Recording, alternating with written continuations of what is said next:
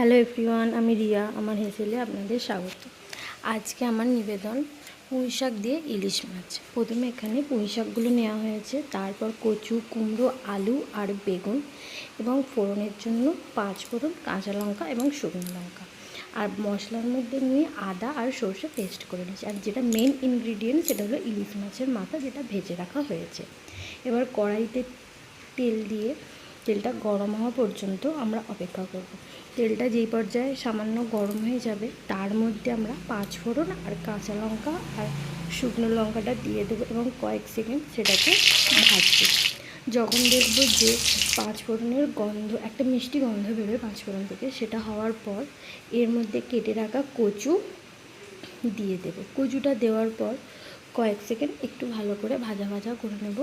কয়েক সেকেন্ড ভাজা হয়ে যাওয়ার পর আগে থাকতে কেটে রাখা কুমড়ো সেটাও এর মধ্যে দিয়ে দিলাম এবং কুমড়োটা ভাজা অবধি অপেক্ষা করব।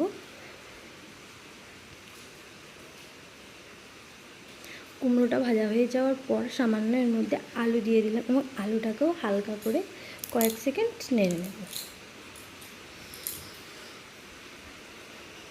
এরপরে আমরা দিয়ে দিলাম কেটে রাখা বেগুন। সেম পর্যায়ে বেগুনটাকেও আমরা কয়েক সেকেন্ড ভালো করে নেড়ে নেব। সমস্ত কাটা সবজিকে মিনিট 3 মতন ভালো করে ভাজা ভাজা করে নেব।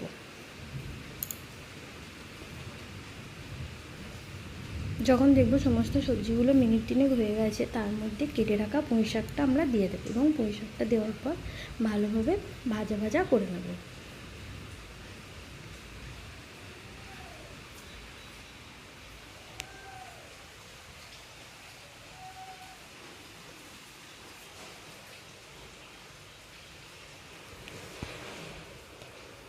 এবার এই পর্যায়ে আদা এবং সর্ষের পেস্টটা দিয়ে দিলাম, দিয়ে ভালো করে এটাকে মিক্সড করবো যতক্ষণ আদার কাঁচা গন্ধটা না যাচ্ছে। এবং তারপর দিয়ে দেব নুন এবং পরিমাণ মতো হলুদ। এটা আপনারা আপনাদের পরিমাণ মতো দেবেন। এরপর এটাকে ভালো করে মিক্সড করে নেব।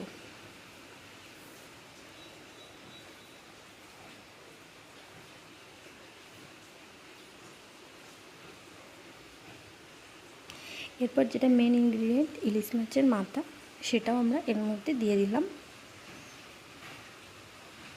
এবং ইলিশ মাছের মাথাটা দিয়ে ভালো করে মিক্সড করার পর এতে পরিমাণ মতো চিনি আমরা অ্যাড করে দিলাম এবং ভালো করে এটাকে মিক্সড করে নিলাম চিনিটা দেওয়ার পর। এরপর এতে সামান্য ওই যে সবজিগুলো বাকি আছে একটু সিদ্ধ হতে, সেই সবজিগুলো সিদ্ধ হওয়ার জন্য অল্প করে পরিমাপে 1 বাটি মতো জল আমরা দিয়ে দিলাম এবং কড়াটা চাপা দিয়ে কিছুক্ষণের জন্য সবজিগুলো সিদ্ধ হওয়ার জন্য ওয়েট করলাম।